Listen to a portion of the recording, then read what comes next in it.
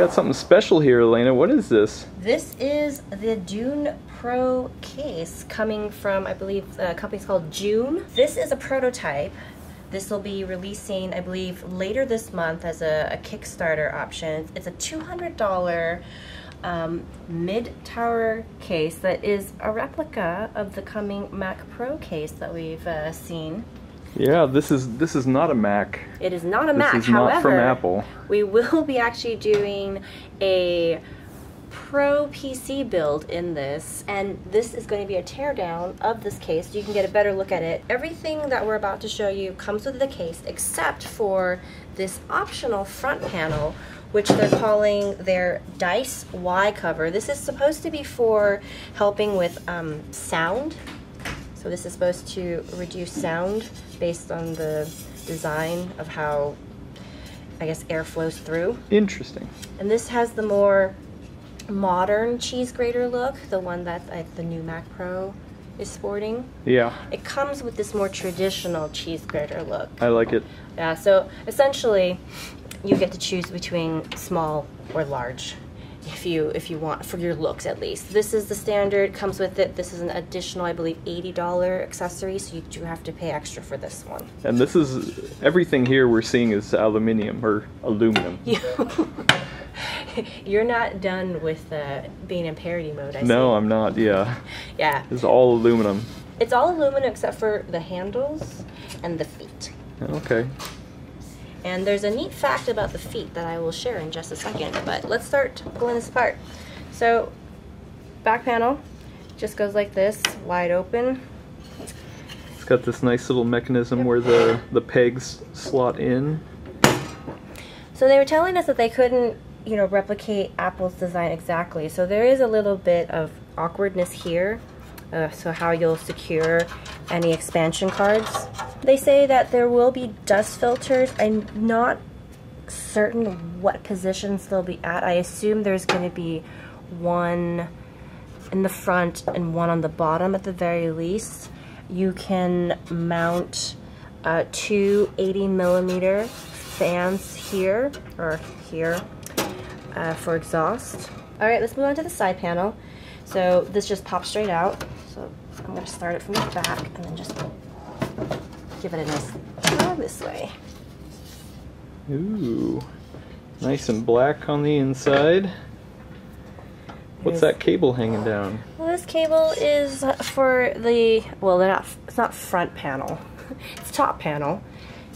Connectors here, very minimalist. So you have the power button, and then you have two USB-C ports. These two USB ports have connectors here, so you would attach these two cables that are included. One is for USB 3.0, the other one supports USB 3.1 Gen 2, so you can get 10 gigabit per second speeds.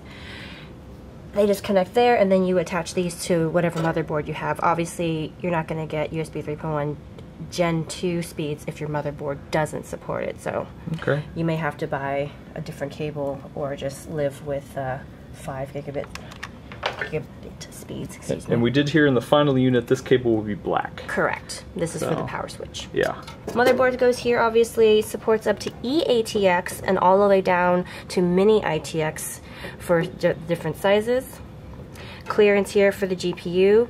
Well, with these two cages, hard drive cages installed, it's up to 250mm. If you take these out, then you get a full 380mm clearance. So you can fit, you know, large, chunky, beefy graphics cards in here. These cages slide out. And again, just a reminder, this is a prototype. They were saying that, you know, there's some scratches on the aluminum and stuff because it's prototype. They're just kind of handling it a lot. I'm told that we'll get a production model later, so we'll be able to kind of compare them and see what the final looks like. If you have this installed, there's also a drive cage here at the bottom within the power supply shroud area that also supports drives as well. So all told, you can have up to, I believe, 11 3.5-inch drives and up to 5 2.5 inch drives if Wow. you want. So if you want this to become some kind of like server or like just storage unit type build, it definitely supports that. Awesome. Alright, so that's pretty much it. I mean, pull that all out. It's pretty clean. I believe the shroud is riveted in place here, so this doesn't come out. Okay. And then there's, right here you can mount front fans, supports up to 3 120 millimeter fans, or 2 140 millimeter fans, and obviously rads up to 360 millimeters, all the way down to 120 millimeters, excuse me. So this, just to finish the interior tour here, here are the spots for your 2.5 inch drives. And then here's that hard drive cage that I was talking about just a moment ago. It is removable. Nice. So you can house some pretty chunky power supplies, or you know, really long ones if you need to. And then finally, we will pull off the front, bottom, this, and then there's a mounting point for your radiator or fans. So if you want to see it with the Dice Y cover, I'm going to do that real quick. It just pops in real easy, pops off real easy. Nice. So one thing I forgot before I pulled out the drive cages was to mention these two accessories here, which are fan mounting brackets. We're told that these are supposed to be included. I didn't see them on the website when I looked just a moment ago, but again, this is a prototype. I think things are still getting sorted out. If these are included, the way they work is that you just slot them in right here. There's a screw that would hold that in place, and then you can use that to mount a 120 millimeter fan. There's one bracket for here, and then one bracket for here, like that. Why don't we show them one last little fun thing about this case? I forgot. I almost forgot. So I'm told that this size of screw is compatible with IKEA casters, of all things. What? So you can replace these. You can. So the case itself is actually pretty heavy. I think when all the panels are on, and when you pick it up by the handles and you put it on the scale, it comes in at about 26 pounds. That's a lot. So once you build it, and if you're putting in like a ton of drives, etc., it's going to get quite heavy. So if you need to, you can put casters in instead, and that way if you have to move it around your home office, your actual office, wherever, you can just roll it around, as opposed to having to heft it onto a cart and potentially throw out your back. And a lot cheaper, doing it a lot cheaper than Apple will charge you casters for. That's very true.